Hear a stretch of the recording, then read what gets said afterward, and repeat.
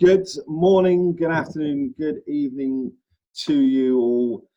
Ladies and gentlemen, welcome to the Global Guys podcast. My name is Tom Phillips. I am a National Alliance Manager for Safeguard Global, and alongside me is Mark Robbins, and I'm the VP of Sales for our Global Employment Outsourcing Solution in EMEA. So just to give you a quick overview of the company that we work for a company called Safeguard Global, as we both mentioned. And we have two solutions, one being an employer of record solution where we can employ people on behalf of clients that don't have local entities.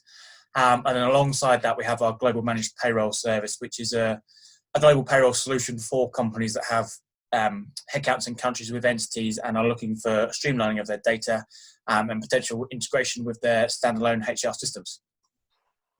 Perfect. So what are we trying to do? We're doing over the next couple of weeks a podcast with regards to and chatting to various industry leaders, should we say, industry connections that we have to talk about them, their company, what's happening right now with them, and what's happening in the future. We're going to have a bit of fun and games, and hopefully you'll join us throughout.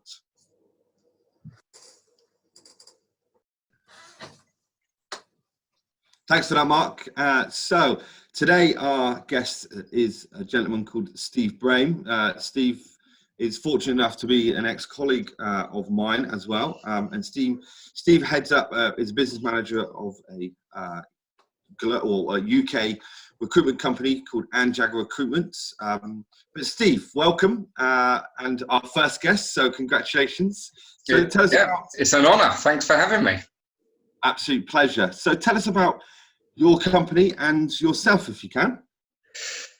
So we're a small independent recruitment consultancy based in London. We have a branch in Oxfordshire. We mainly supply temporary staff and permanent employees to start-up businesses and small, medium businesses throughout the UK. We specialise in office support and business support. So if a company needs a PA, secretary, a team of customer support agents, admin or sales and marketing staff, we can provide it to them.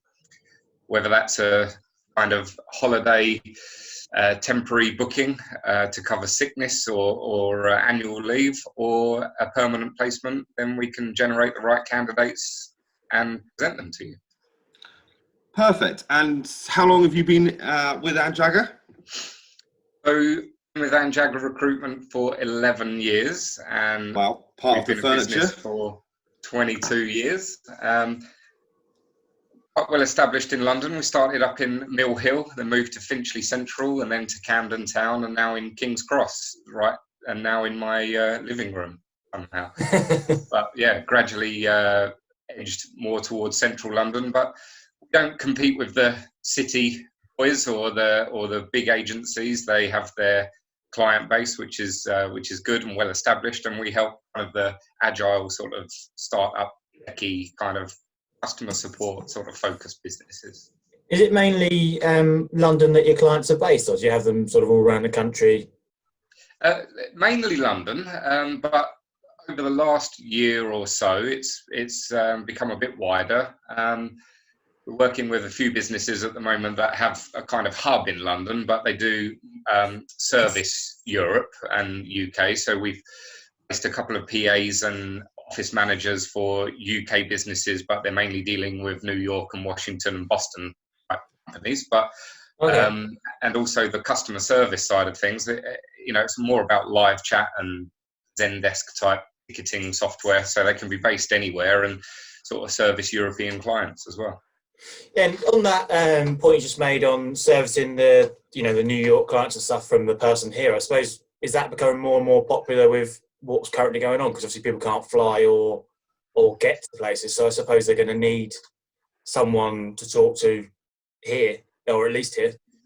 Yeah, it's still a bit tricky to say for sure, but we're sort of seeing that there's going to be a lot more remote workers, obviously, and kind of work from home. So if any admin, data entry kind of office type task needs to be done, then we're seeing that companies can see and are being a bit more confident to say that it can be done from home. So still employing sort of temporary workers or interim staff to do the jobs. So have you found then, obviously with what's going on and with this pandemic and everything, are you, and with the current climate within your industry, what have you had to change your business strategy? You know, have you had to adapt, and do you feel that you're putting plans into place for post-COVID as well? Yeah, definitely. It's weird. It's weird.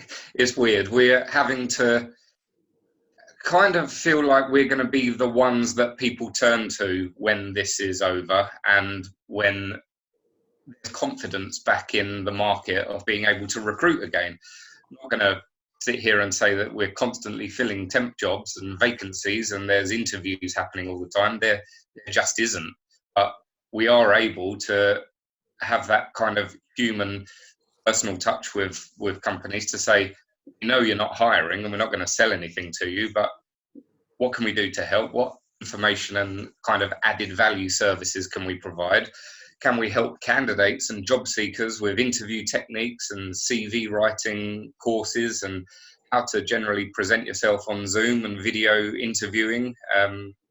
Not a lot of people are confident with this interface. So it's been good to be kind of the hub of sort of being able to be the go-to people to get the advice on that. So do you think in that, from what you just said then, do you think your value props or maybe switched from the client to the candidates a little bit, where you're trying to help them upskill themselves ready for the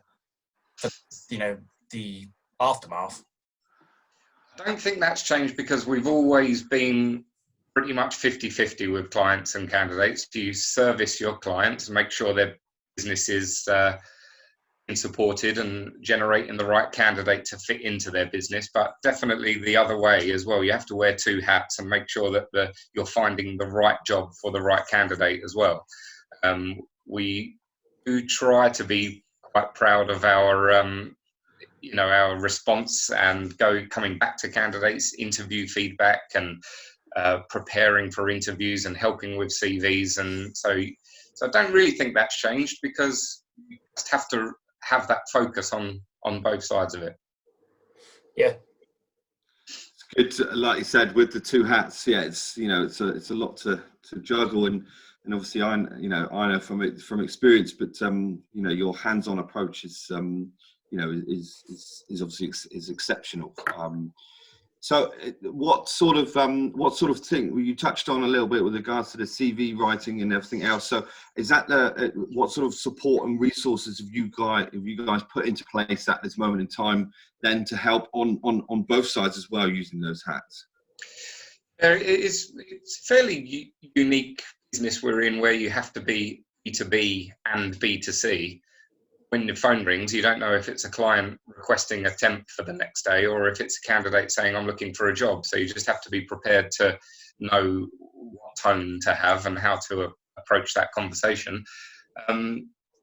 So with answering your question, the resources are still trying to be for both sides. How are you going to recruit when we come out of this? What's the first steps or the right approach that you'll need for your business to get the tasks done, but to also continue to scale and grow? But then again, at the same time, helping candidates who are on pause at the moment, and they may be furloughed, or they may be at risk, or they may be in a serious position of unemployed and not able to find a role. What they're going to do when we start interviewing again and when we start recruiting again. So we have online tools, free sort of CV writing courses that you can find on our website, and we'd always help with tips and advice and free reviews of CVs and how they're presented and what sort of basic interview questions to look out for.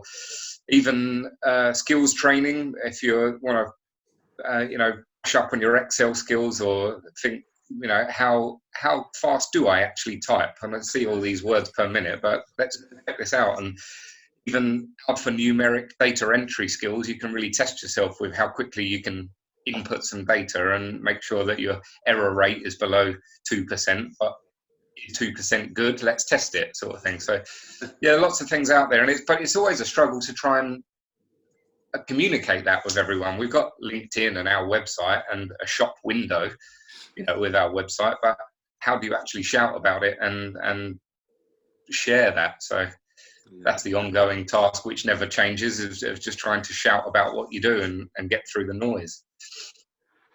Yeah, definitely. Have you tested yourself? How many words per minute can you do at the moment? I've saved the results somewhere.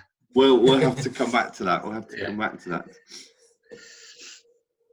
So we'll go into a bit of fun questions as well for you. But just before we do go into that, and Mark will lead us into that, we just want to. I suppose it's strange to sort of ask you this, but once this pandemic is over, and we're trying to get back to a bit of normality, how do you feel your industry would change, not just necessarily in the UK market, but overseas as well?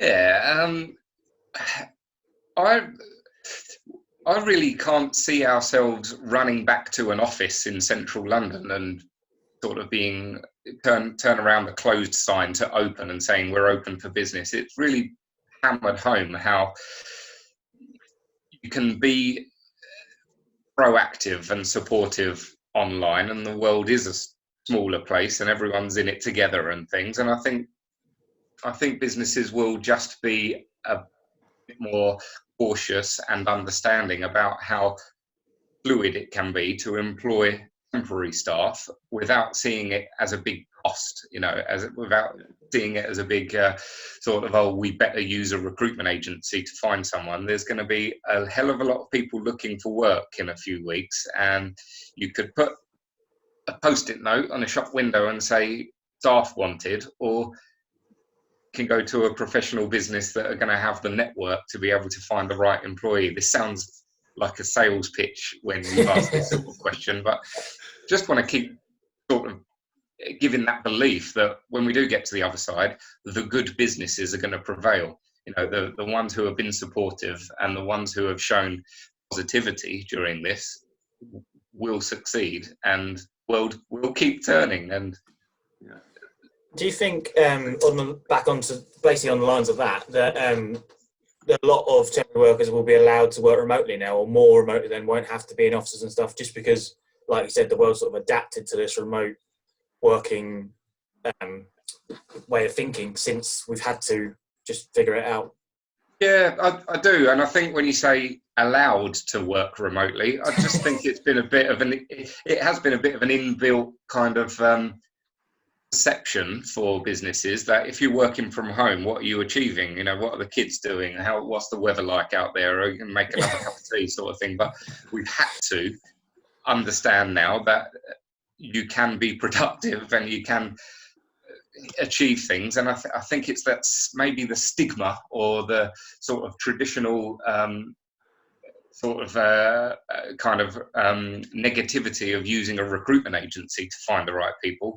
I would hope that would be different, because we know that we can find the right adaptable person to fit into that business. I just hope that and feel that employers will be a bit more receptive to the remote working, that rather than thinking you're allowed to. Yeah, I think you're right. I think it's the same. I've been remote for 7.5 years. I do drink a lot of tea, but I'm a lot more productive at home than I am when I'm not just tea though, Mark.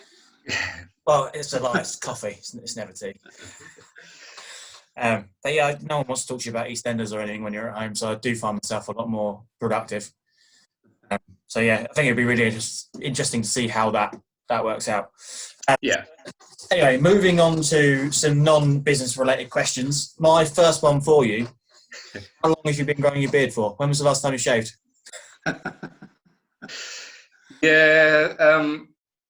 lockdown. It was do not go out and do not go and see businesses and do not meet anyone. I thought, I need a hobby. What else can I do? I'm going to grow a beard. That's what I'm going to do. I'm going to do that. I think we're noticing that quite a lot. Mr. Phillips has got a neck beard on the go. I feel for the podcast, we might have to put a poll on once we post this podcast to see whether or not people want me to shave it off or not. I think I might vote to shave it off though initially myself. So it does seem a very hirsute podcast. It does. Great word as well. For those of you that don't know what that word is, like me, you'll have to look it up in the dictionary. So going on to this fun question. So who would you say then has been three people? Give us three people who've been potentially influential in your career, outside of I suppose sensible answers. Three, if you've got three. Okay. Well, we're a family business, Anne Jagger Recruitment. My stepmom is Anne Jagger. She's a real person. And my dad, Terry, is the finance director. We've all been together and in it for the last 12 years, and they've been doing this for coming on 25 years. So they've been an inspiration. I sort of think back, when it was a bit of a kind of, you didn't like to say that you worked with your dad. Sort of, well, what do you do? I'll work with my dad. But no, it worked. It's worked, and it's been going really well. And I think my wife Harriet has been very supportive, and it's been quite telling at this time that she runs her own business. She's self-employed, does a lot of meetings, and we're balancing our two kids, Herbie and Berry, who are 4 and 2, and she also is furloughed and is a part-time PA in central London, as well as running her own business. So you have to work as a team. It's got to be balanced. It's got to be teamwork. So yeah, I'm not proud. I don't know about that answer, but I'd say the three are my parents and my wife. Wow. Good. It's a very sensible answer. Yeah, sensible answer. For when they view this, then at least you'll get some ticks for that. And great names as well with the kids. Very good names. So I'm going to jump in before Mark obviously asks you another one. Favorite meal to eat and favorite meal to cook. So I know that you probably you're one to cook in the kitchen while having a glass of red sometimes. It's changed to the barbecue and having a bottle of beer, because the weather, and you're all day just with the kids and at work, and you just want to get outside and like that barbecue. It's becoming a bit of an excuse to also open a beer. I have to put the coals on, so I have to have a beer, and then it's the only time you're allowed to say to your wife, "You've got to go and do salad because I'm doing this." You have to go and do the salad. And he needs to have another one while the coals are heating, and then when the food's starting to cook for the full experience. It's the man way. Yeah. Definitely. Mark, back to you. Yeah, brilliant. So next question I've got for you is sun, sand, or city break for your holiday? Obviously, you can't go anywhere at the moment, but when we can. Once this is over. Yeah, well, probably like many others, we have a summer holiday booked at the end of July, beginning of August, to Spain for a couple of weeks in the summer holidays. And I'm desperate that we can go out there and, go on the beach and go in the swimming pools and go in the restaurants and the bars, but I'm not holding up much hope for it. So also made me think that I missed my little trips to Stockholm and to Scandinavia. I've been out to Sweden a few times and to see live bands and go on little city breaks, mainly for drinking and fun. But yeah, I'd take any of them right now, wouldn't you? No, I think it's quite a varied answer. You sort of ticked all the boxes, just anywhere but here. Yeah. I think I'd definitely be, I'm definitely with you with regards to anything at this moment in time. And good. So last question really with regards to, and for those that are watching and listening here, so you have a rather interesting poster behind you. Would you say music or your music interests have influenced your career or your mindset, would you say? And who would be your top 2 songs to listen to right now? Oh no. There you go.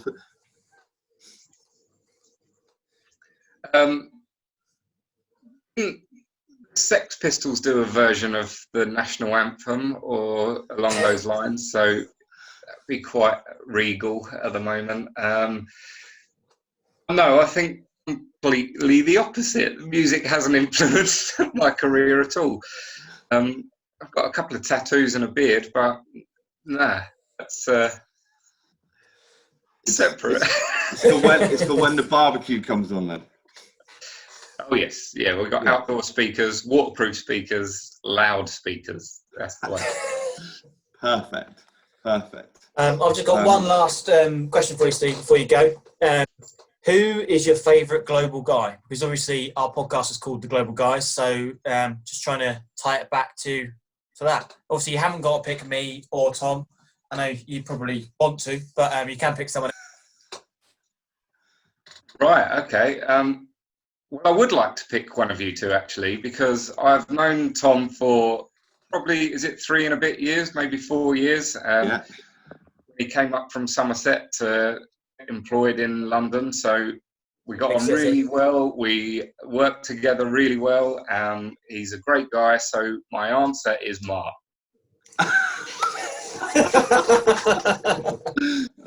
Brilliant. Perfect. And that is brilliant. I'll get a poll running on that, shall we? Yeah, exactly. We're going to run a poll and then see what happens at the end, and do a bit of a probably, once we're allowed out, a champagne presentation to whoever's in the lead. So well, I'll start preparing my speech now. Yeah. Thanks ever so much. Thanks for having me, though, both of you. It's been good, and good luck with future guests. And I think this is a good idea, good concept, and keep it going. And good luck, and see you on the other side. Thanks ever so much for your time, Steve, and we'll look forward to speaking to you soon. Details of Steve's email address, the website of Anne Jagger Recruitment, and everything else will be featured in this below on this podcast for you to reach out to him. And we won't put his mobile number just as yet, but all details will be included, so you can get hold of Steve at Anne Jagger. And yeah, we'll look forward to seeing some of your posts and hope the recruitment world turns around for you. Appreciate it. Thank you both. Thank you so much. Perfect. Cheers. Thanks, Steve.